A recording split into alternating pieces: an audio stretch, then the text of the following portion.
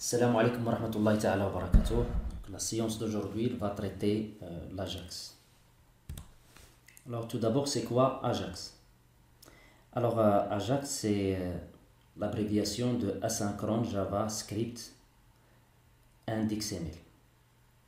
Alors l'Ajax, il est basé sur l'objet XML HTTP request.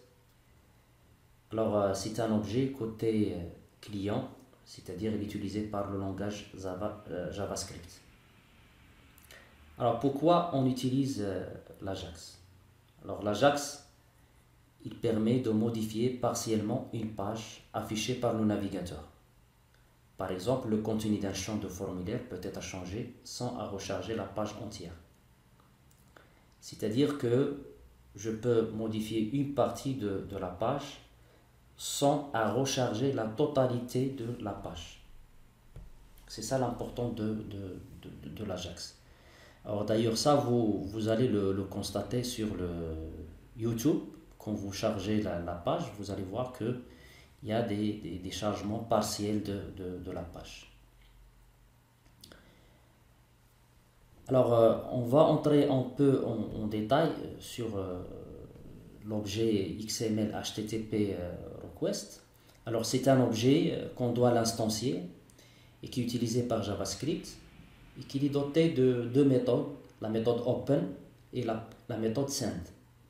Alors la méthode open, il permet d'établir une connexion et pour envoyer la requête, on va utiliser send. Alors send, c'est on envoie la requête vers le serveur. Et cette méthode send, on peut envoyer dedans donc, des informations sur le serveur. Et puis le serveur il va nous retourner les informations.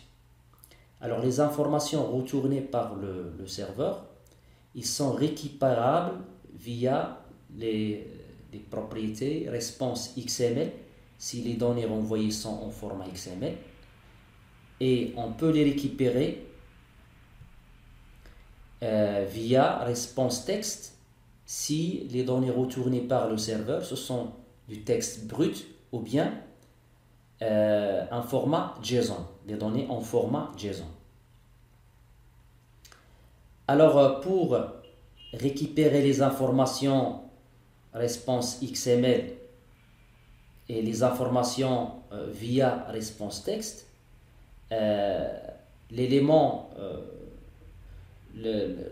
l'état de l'objet XML HTTP request, il passe par plusieurs états qu'on peut les récupérer à travers l'attribut readyState. Alors l'attribut readyState, il prend 0 si la requête n'est pas encore initialisée, 1 si la connexion est établie, 2 si la requête est reçue par le serveur,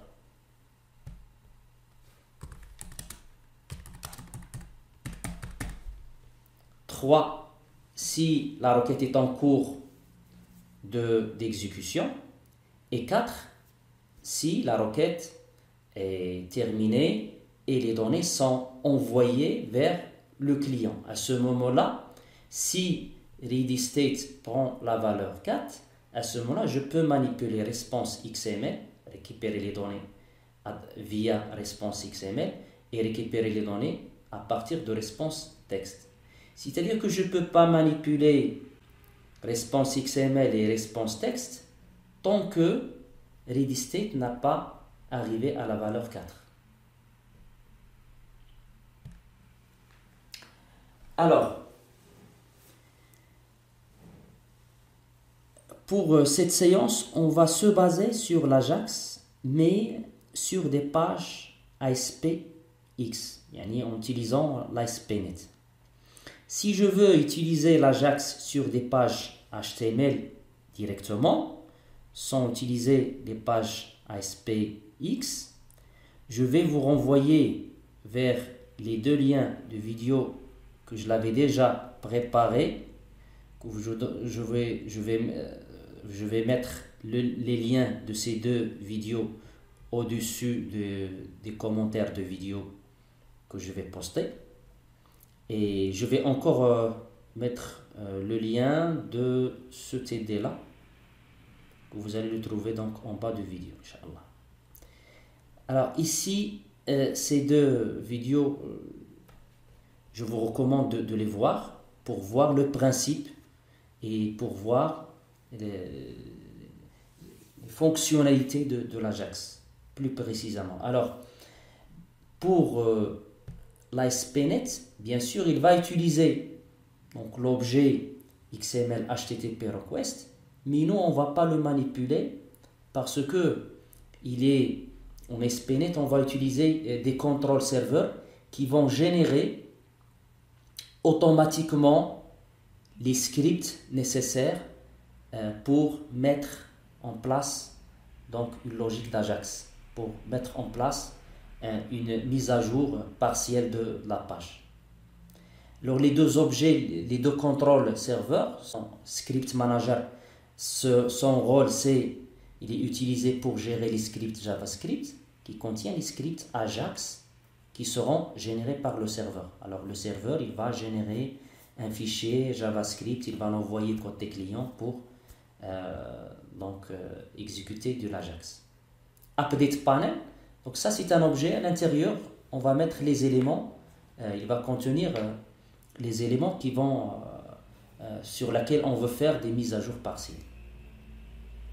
On va faire ça sur un exemple pour voir ça d'une manière claire. Alors ici je vais créer une page.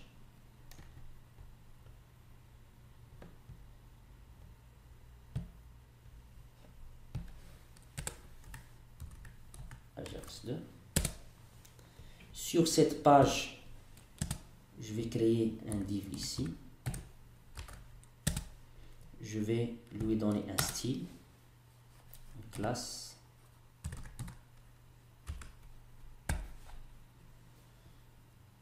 TV1. Je vais le mettre en forme.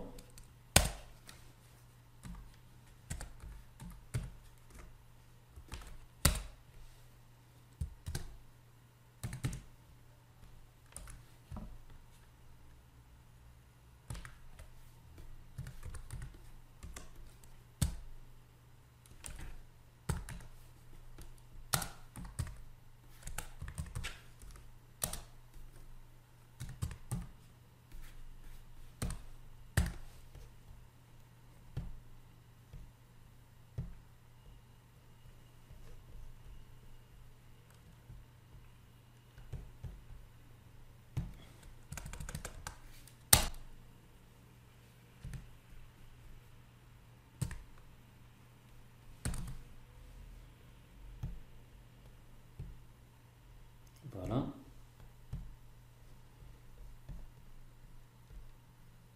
Width.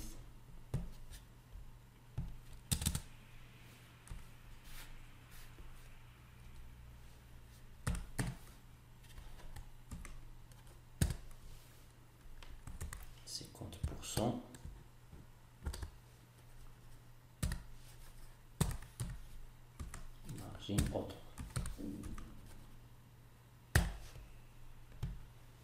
Voilà. À l'intérieur de ce div, je vais mettre un bouton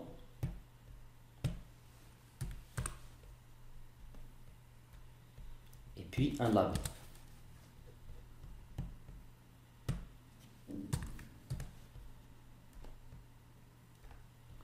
Je veux, si je clique sur ce bouton-là, le label, il va prendre la date actuelle.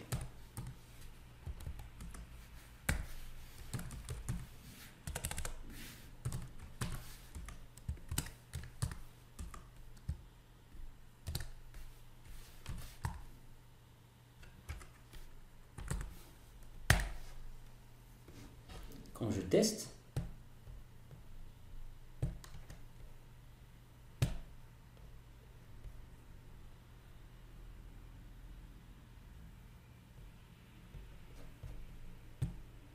voilà, regardez ici, je récupère la date actuelle, mais regardez ici, je fais un postback. Maintenant, je vais voir le code source de la page. Ça, c'est le code source envoyé par le serveur. Regardez, ici, il n'y a pas de notion de script ici. Il n'y a pas de notion de script. On n'a pas inséré un fichier script. Alors, je veux rendre que les informations qui se trouvent dans le DV1 soient mises à jour partiellement. Alors, pour ce faire, je vais utiliser ces deux contrôles. Le contrôle Script Manager, c'est lui qui va gérer les fichiers JavaScript qui vont être générés, et le contrôle Update Panel. À l'intérieur de ce contrôle, il y a une template dans laquelle je vais mettre les contrôles serveurs qui vont être mis à jour partiellement. C'est ça la logique qu'on va utiliser. Alors, ici, juste au-dessus du formulaire ici, j'ajoute le Script Manager. Il se trouve dans Ajax Extension. Ça y est, je le mets. J'ai rien à configurer ici. Seulement, je le glisse. Alors, je veux que ce div 1, voilà, ce div 1, je veux qu'il va être mis à jour partiellement. Je vais utiliser le Update Panel. Voilà, Update Panel. Il se trouve dans Ajax Extension. Je le glisse. À l'intérieur, je vais ajouter Content Template. Et à l'intérieur, je vais mettre mon div. C'est très facile. Alors maintenant, regardez, si je lance l'exécution,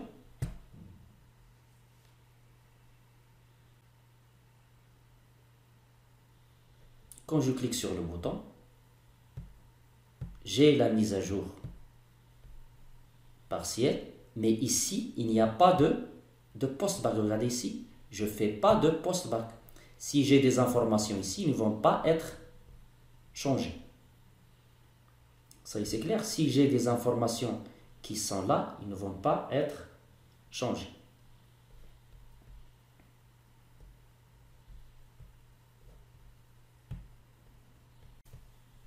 Alors maintenant, voilà donc, on avait dit que tous les contrôles qui se trouvent dans le Update Panel, donc ils peuvent déclencher une mise à jour partielle.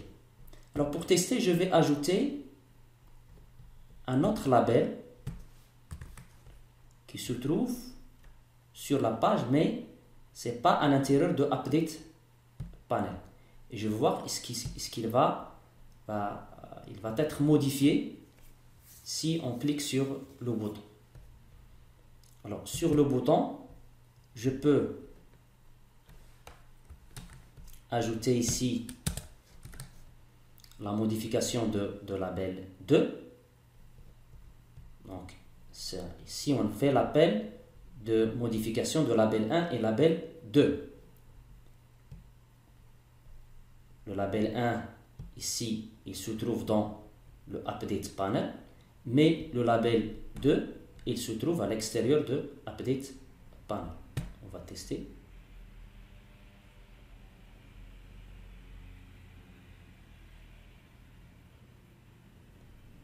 Voilà, quand je clique, le label 2, il ne subit pas de modification. Donc toutes les données qui sont à l'extérieur de Update Panel, ils ne vont pas subir une modification. C'est seulement les informations, les contrôles qui se trouvent dans le DV1 qui est à l'intérieur de Update Panel qui vont être modifiés.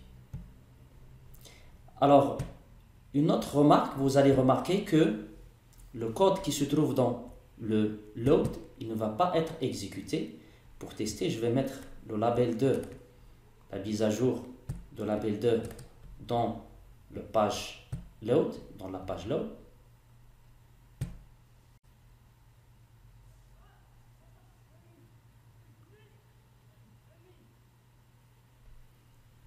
Voilà, au chargement, donc j'ai les informations. Mais quand je clique ici sur le bouton, les informations, ici, il reste toujours 21.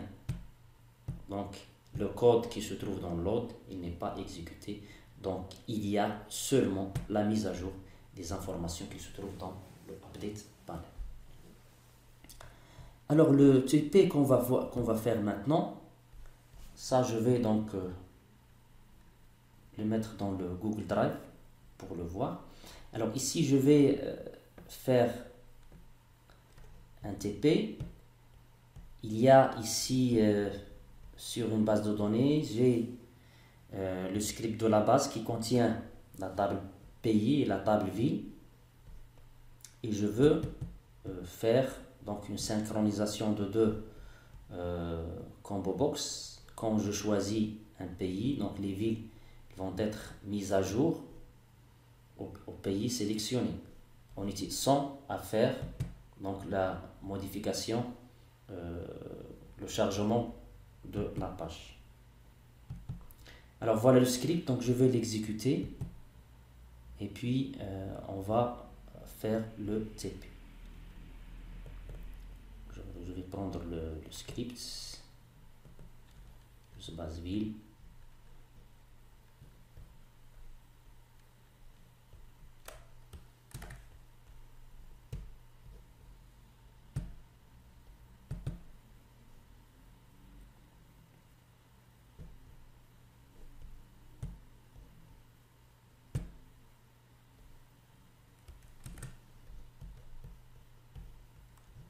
Je crée la base ville.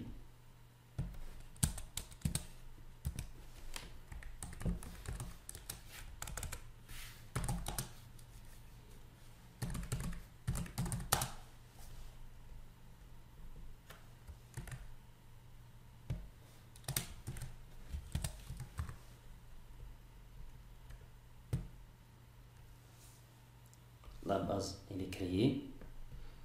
Ça je vais les mettre en commentaire. Je vérifie le script, je lance le script. Voilà, les tables sont créées, la base elle est créée. Voilà la base ville. Une nouvelle requête. Select étoile from pays et select étoile from ville. Voilà, donc j'ai les pays et j'ai les villes. Donc la base il s'appelle base ville. Alors je vais faire ce travail là, je vais créer une autre page.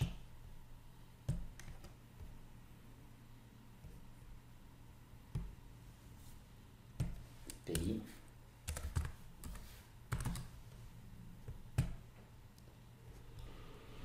Alors ici je vais ajouter donc un div classe dv pays, ici un style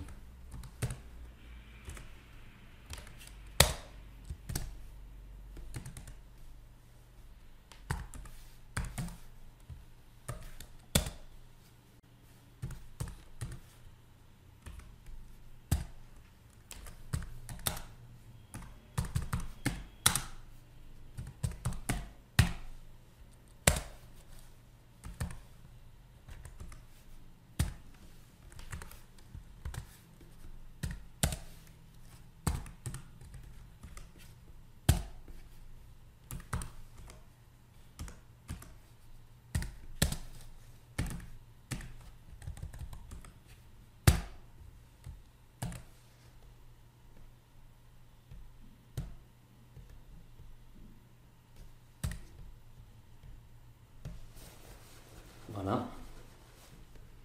Ça, je vais mettre seulement 40.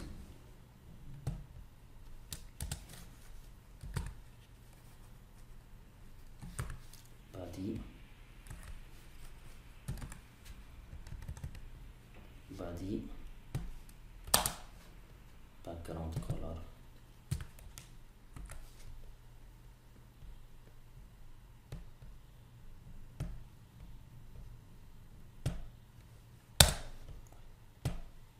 Ça y est. Alors, à l'intérieur, je vais mettre donc un label pays.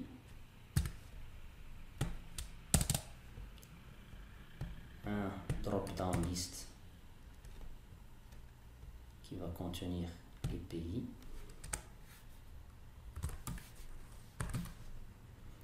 Et puis un label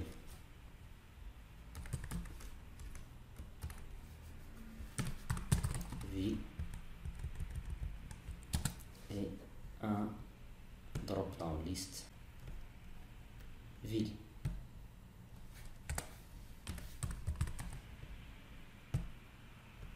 Ok. Si je vais mettre un retour à la ligne. Voilà, donc je veux quand je choisis un pays, donc les villes vont être mises à jour selon le pays qui a été choisi. Alors ici, je vais avoir donc un déclenchement d'un post-bac. Si on clique sur le pays, donc je vais l'activer. Le pays va être rempli au chargement de la page. Ici, dans Select Index Change It, je vais mettre à jour le drop-down list vide. Alors ici, j'aurai besoin de quoi? Tout d'abord, je dois accéder à la base de données. Donc, je dois utiliser les dépendances data SQL client. Puis, il me faut une connexion string strcn égale aérobas data source égale local host point virgule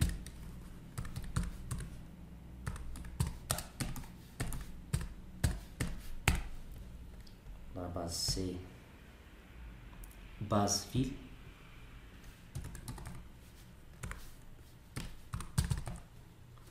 et puis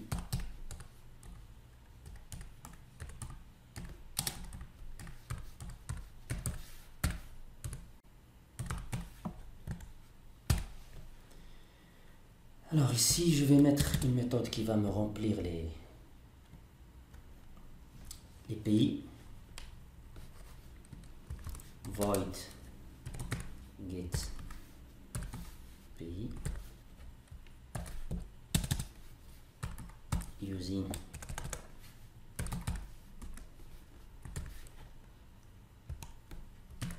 SQL connection cn new SQL connection strcn.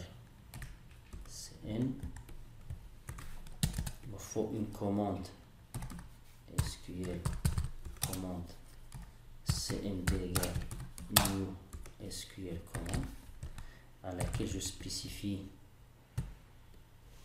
la liste des pays, ID non pays.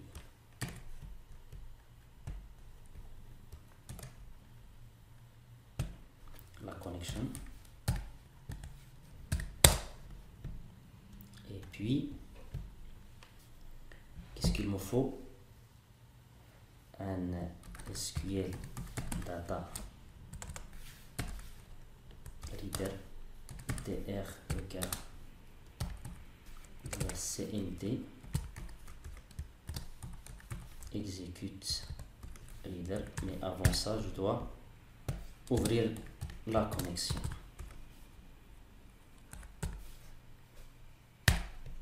Après le drop down list pays, il aura comme source le tr, puis le drop down list pays data text field, ça sera le nom de pays, non pays,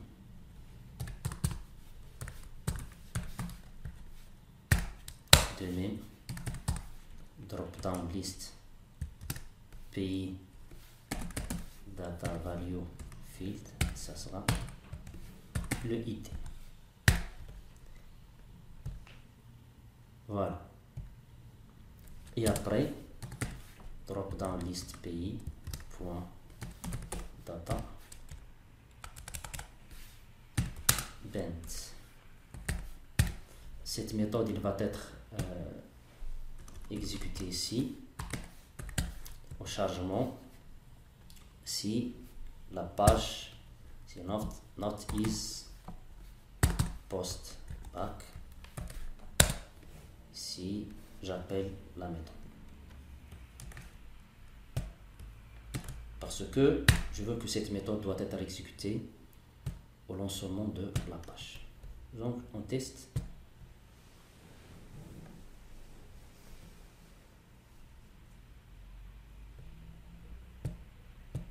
J'ai rien ici. Qu'est-ce que j'ai ici?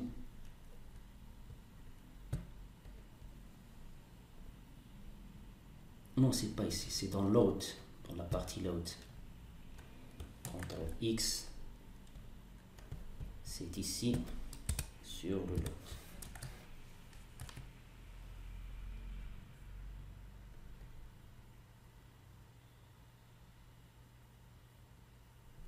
Voilà, donc j'ai ici, donc j'ai les pays.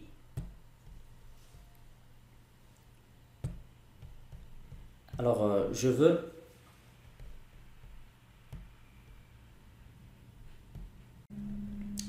que il m'affiche choisir un pays. Je veux que il choisit, j'ajoute, donc j'arrête ici. Donc je veux ajouter un élément choisir pays pour ne pas se fixer sur déjà un pays que j'avais pas sélectionné. Donc comment on va le faire? Donc c'est drop down list pays items insert à la position 0, à la position 0, new list item à laquelle je vais spécifier le texte qui va être affiché, choisir pays, puis l'index c'est -1,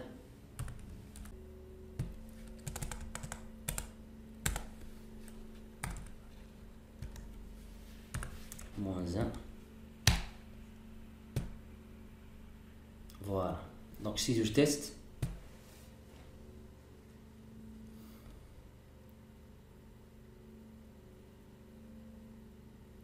voilà, choisir pays, je vais choisir donc le pays que je veux. C'est bon. Alors maintenant, au choix d'un pays, je dois mettre à jour le drop-down list ville. Alors pour ce faire, c'est-à-dire dans l'événement select and exchange de pays, ici, je dois récupérer les villes. Alors pour ce faire, je vais faire un copier-coller ici.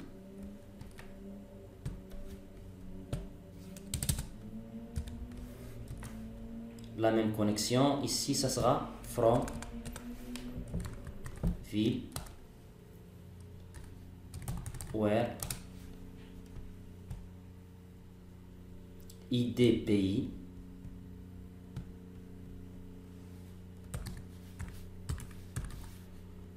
ça sera égal à arrobas ID pays. J'ajoute ici un paramètre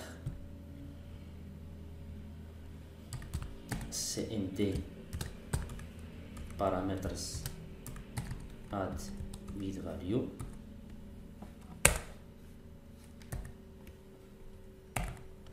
arrobas id pays. Il va récupérer l'information de drop-down list pays, selected value. Donc ça, il reste comme ça. Ici, je vais remplir quoi? La liste des villes.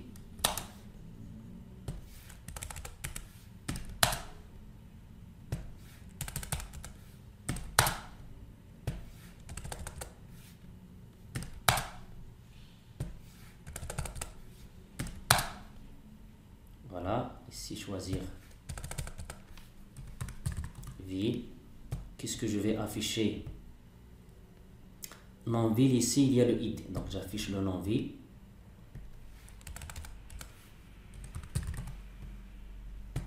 Ça y est, choisir ville, ainsi de suite. Voilà, donc j'exécute.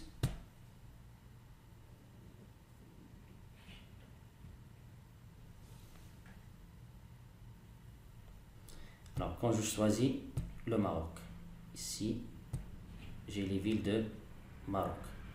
Quand je choisis l'Espagne, j'ai les villes de l'Espagne. Mais regardez ici, il y a un post-back de la totalité de la page.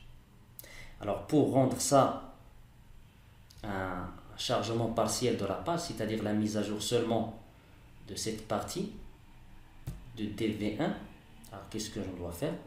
Je vais faire, donc, introduire les deux objets, Update Panel et Manage Script.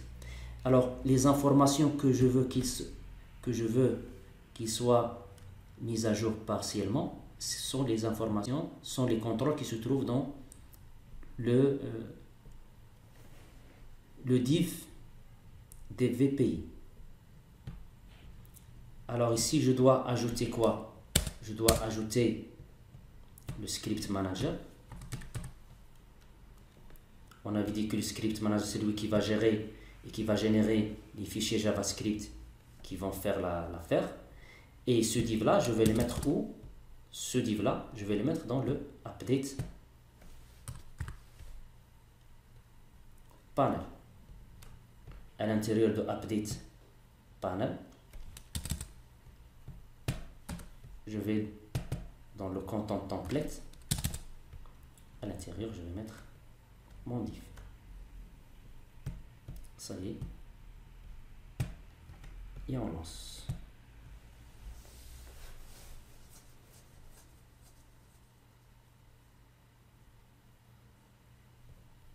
Alors, quand je fais comme ça, voilà, j'ai récupéré les informations sans faire un post-back. J'ai les informations. Donc voilà, donc avec cet exemple, donc on avait pu faire donc une mise à jour partielle de la page en utilisant donc le script manager et le update panel. Alors si j'affiche le code ici, le code source, vous allez voir que il y a les fichiers JavaScript qui ont été générés. Si on explore ces fichiers-là, donc ils sont générés par le serveur, ils sont envoyés vers la page, vers le browser, et c'est lui qui va faire donc le traitement. Alors je vais voir encore celui-là. Voilà, donc ce sont les fichiers JavaScript qui ont été générés par le serveur, qui ont été envoyés vers le browser, qui à son tour il va les exécuter. Donc voilà, donc on a achevé donc cette partie de l'Ajax et comment implémenter l'Ajax sur des pages ASPX en utilisant les deux contrôles serveurs, le script manager et le update panel. Donc c'est le serveur qui s'en occupe, c'est lui qui génère les fichiers JavaScript qui vont être exécutés par le browser. Alors pour les pages HTML et pour comprendre très bien le principe de fonctionnement, je vais donc vous renvoyer vers ces deux vidéos. que je vais donc mettre le lien au-dessus de cette présentation. Donc إلى اللقاء. أتمنى لكم التوفيق لنا ولكم جميعا. إن شاء الله on se retrouve dans une autre présentation.